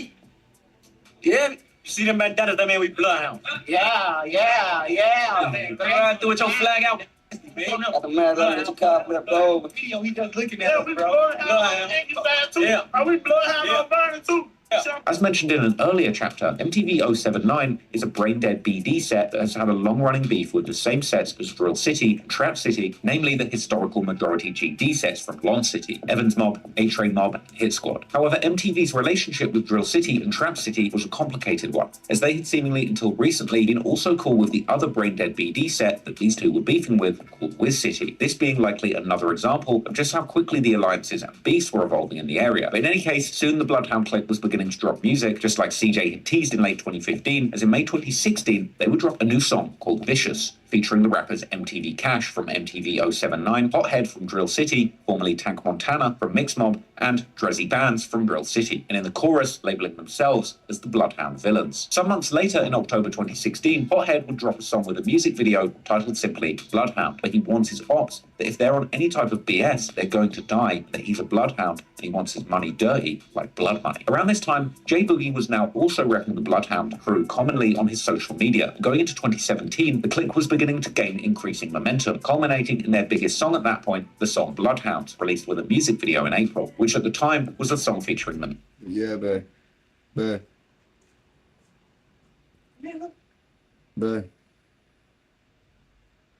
What'd I tell you? What did I tell you? you did that to prove a point. You're a dickhead. Said you did that to prove a point. You're an asshole. What I do? Force her to eat? Huh? What I do? Force her to eat? You're an asshole. Most Bloodhound affiliated rappers, including CJ from Drill City, JB Bin Laden from 400 East, Hothead from Drill City, and MTV Chino and MTV Cash from MTV 079. The song is a pure Bloodhound anthem, mixed in with a very dark drill beat, with CJ beginning the song by rapping how the Bloodhounds are making noise in the streets and that he's not talking about the music. JB comes in by also repping Bloodhound. Alright, chat. We're gonna end it here. Not the stream, but we're gonna end reactions here.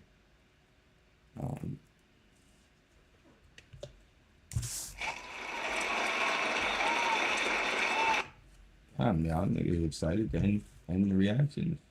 Yeah, nah, I know that reaction was kind of like dead. 'Cause I was kind of just trying to watch it a little bit, you know what I mean? I wasn't really trying to do too much talking during it. I wanted to really just watch. I genuinely like to watch Drop Lord Ross's videos. So I just wanted to really watch it, to be honest with y'all, chat. Anywho, anyway, anywhere, let's get into the game. Let's game for a little bit, chat. We're gonna game for a little bit, you know what I mean? We're gonna end stream in about 45 minutes to an hour. So, we're gonna game for a little bit. Boom,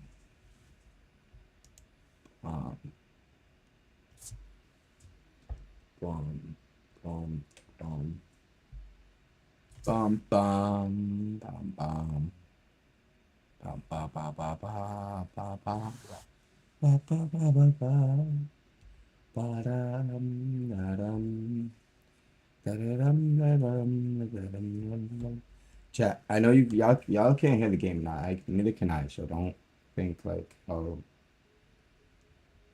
he's fucking being a dickhead. I'm not being a dickhead. Let me see if y'all can hear that shit. Yeah, let's see.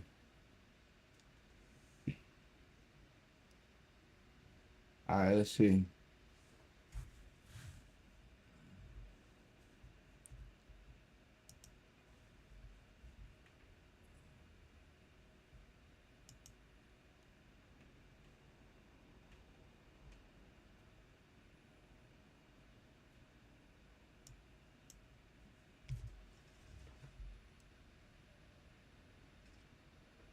I don't know. Y'all should be able to hear that.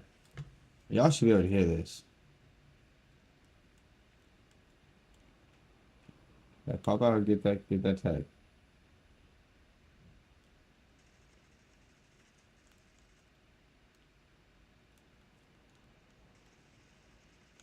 Bitch.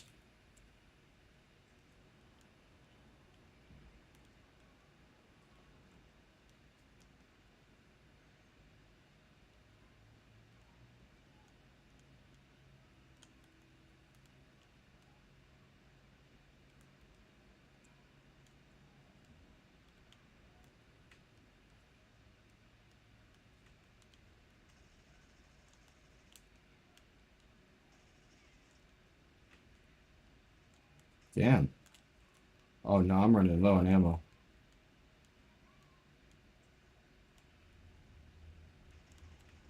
Oh, y'all are some bitches.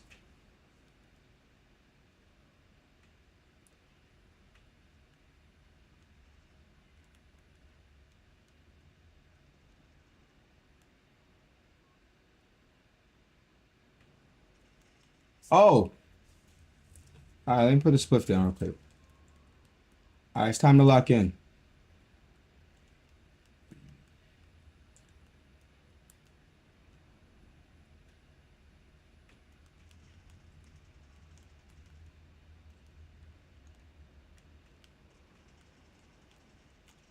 Bro, come on. That's just bullshit.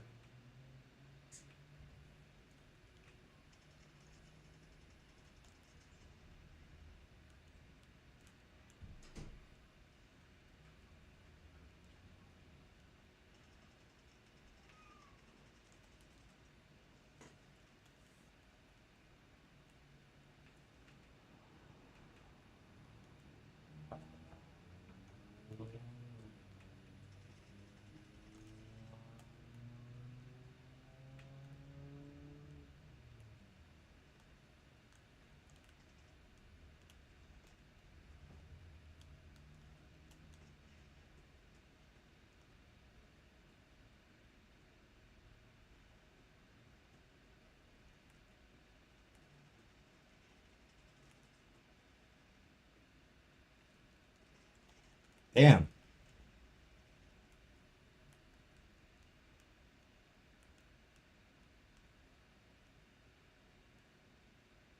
My shit got a little lag to it, but it's not too bad, chat.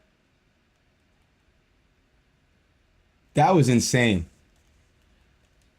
Hey, I got the kill though.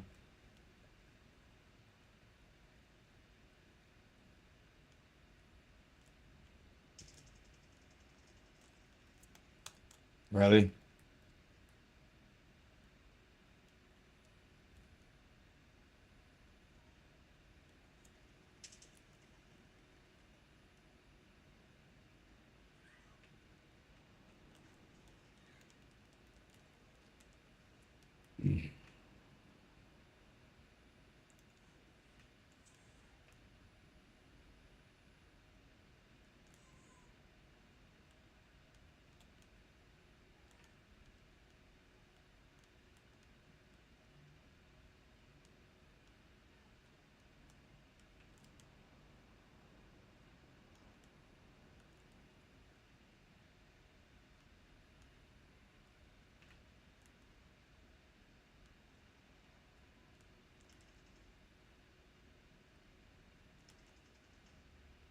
You got me chasing this bitch ass. Oh my God.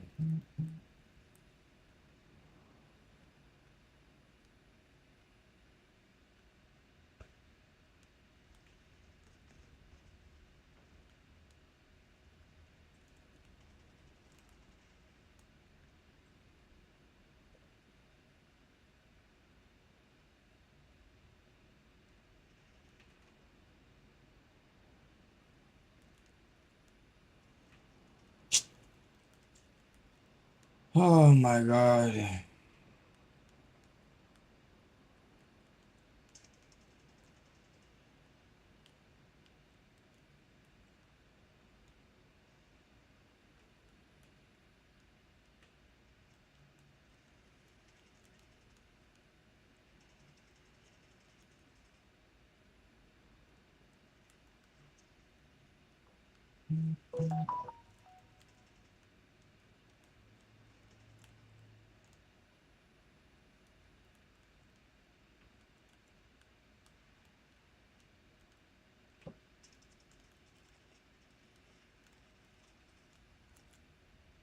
Oh, I got him. What?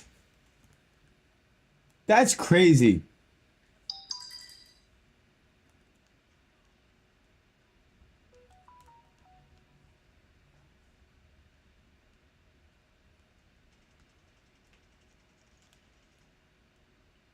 Stupid bitch.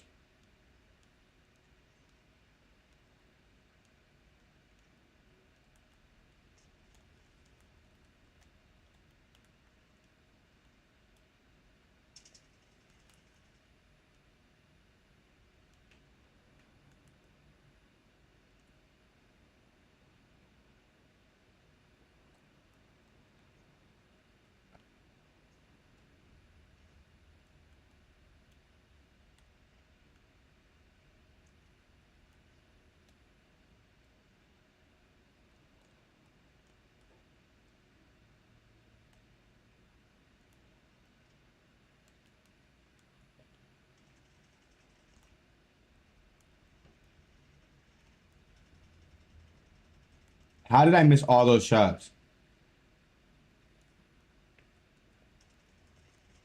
Oh, oh my God.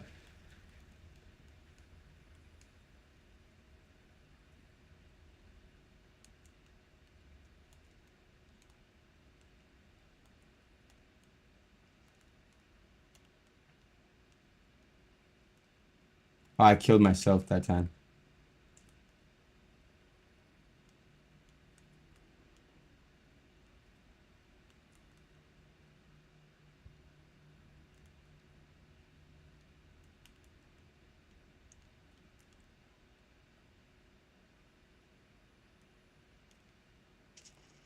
Oh my God.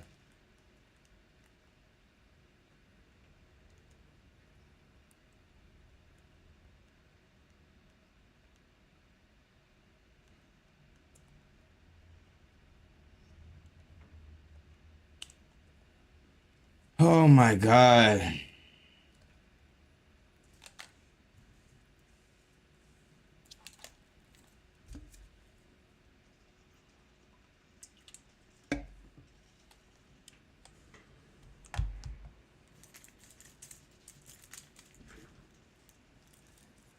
I hate playing with these try hard ass niggas, bro, because then they be doing the most, bro, and then they be getting the most bullshit ass kills.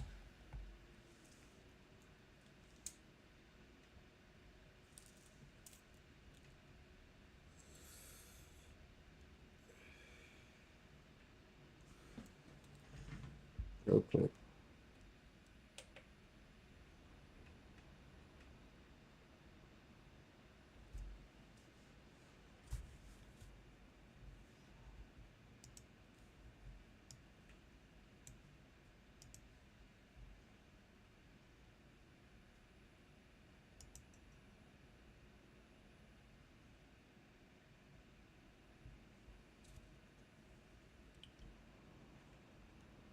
I don't know why y'all can't hear the game.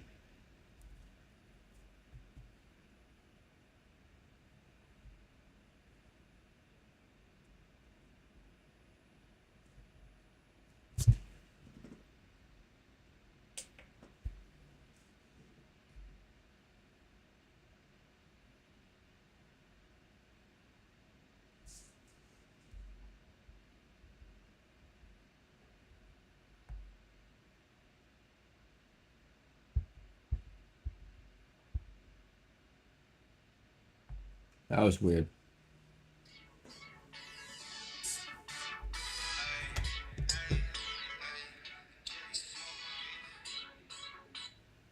Hello?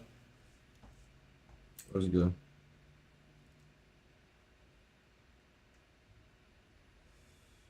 What happened? What, like, give me like 2 minutes. I'm in the middle of running. I'm in the middle of a game right now. Let me finish this up and I'll be up there. Alright.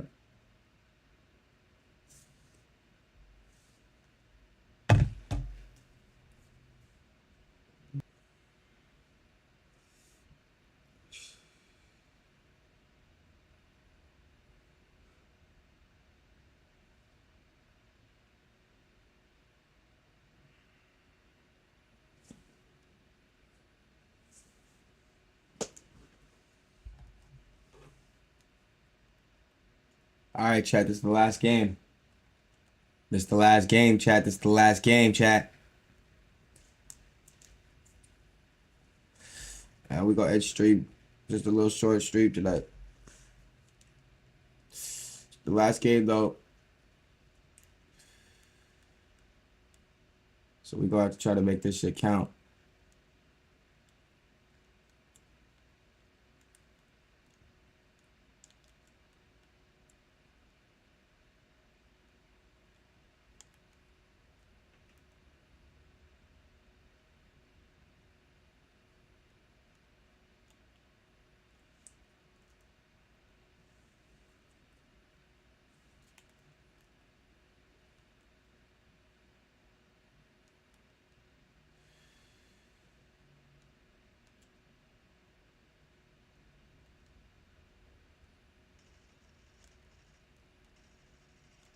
Oh.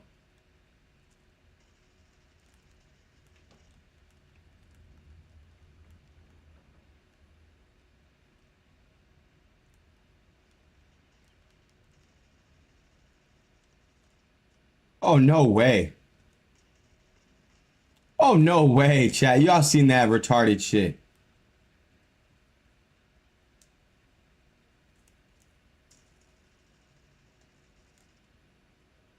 Where are these shots going?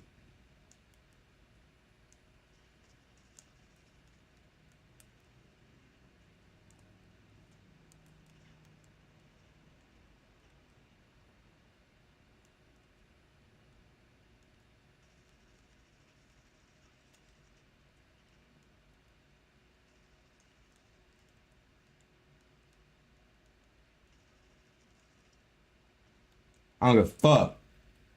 I don't give a fuck.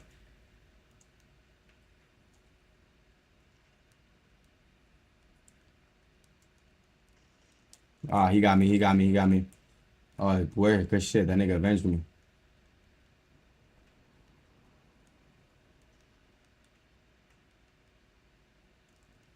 Oh, what the fuck?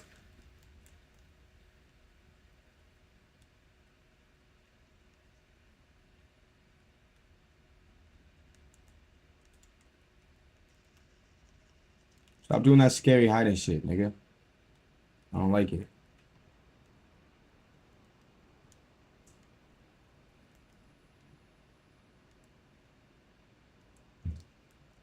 Yeah, you moving around. Oh!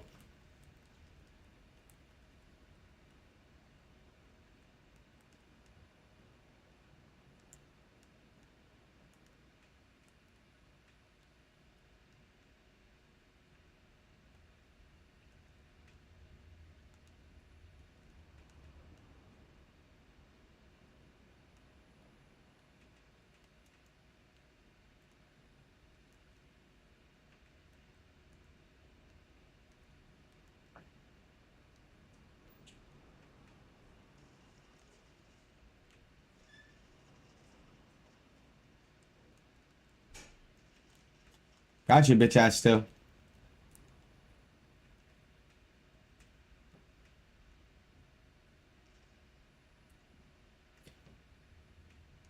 Jaysmoke in the cut. It's a scary sight. Jaysmoke in the cut. It's a scary sight.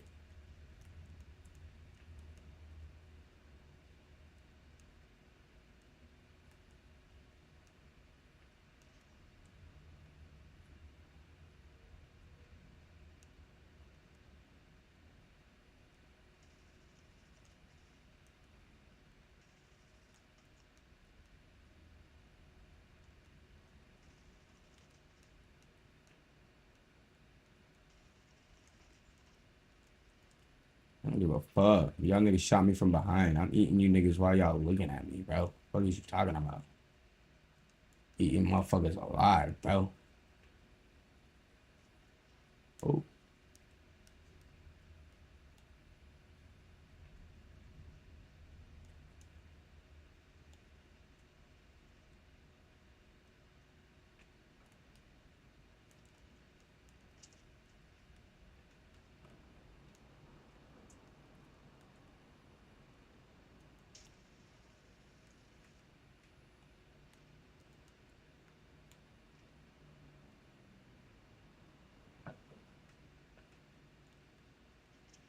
Oh.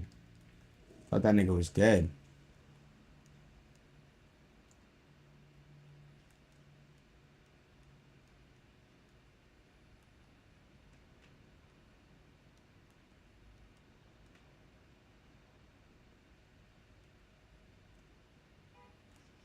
Oh my god.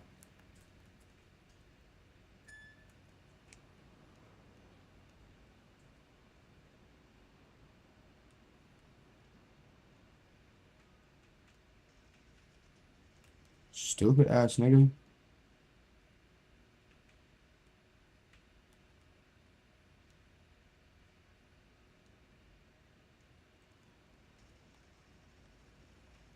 Don't turn your back towards me, nigga.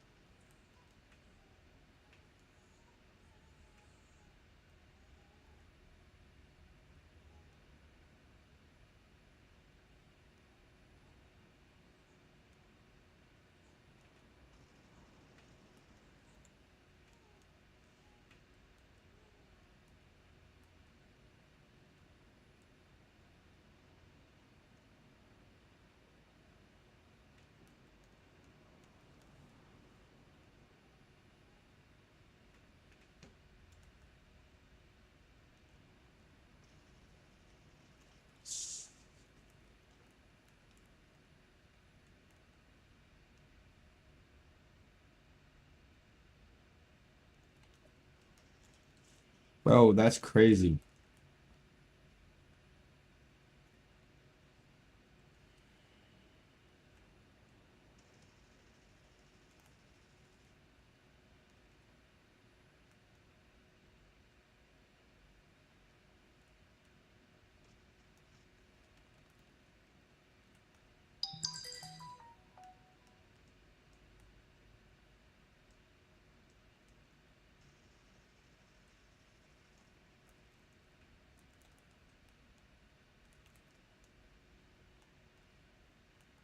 Wow.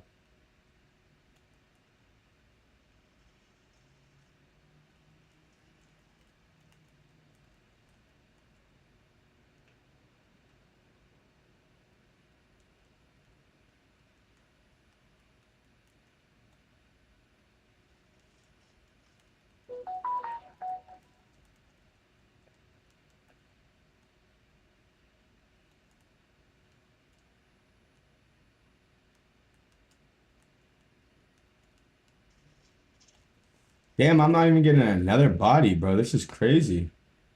These niggas just started teeing up on me out of nowhere. What the fuck?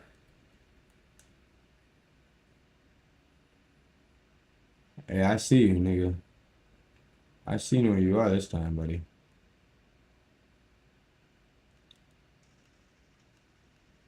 Whoa, what? Chat, y'all seen that bullshit, right?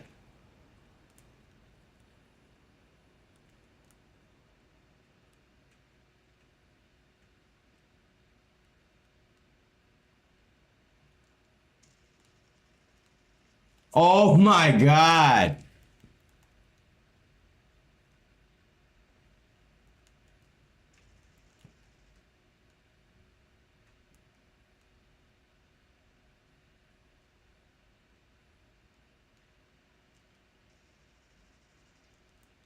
Wow, chat. It didn't even let me get another kill, bro. Like, I didn't even get another kill, bro. That wasn't even the people, bro. That was the game, bro. That's bullshit. That's retarded shit, chat. But, yeah, short stream tonight. Only only an hour and some change. 2 hours. Matt, it was 2 hour stream. It was a 2 hour stream, yeah. Only 2 hour stream tonight, chat. Hope y'all enjoyed. It's Jaysmoke MSYG. We're going crazy. We're going nuts. You know how we coming. It's been a movie with y'all. I enjoyed it with y'all. I hope y'all enjoyed it with me. But yeah.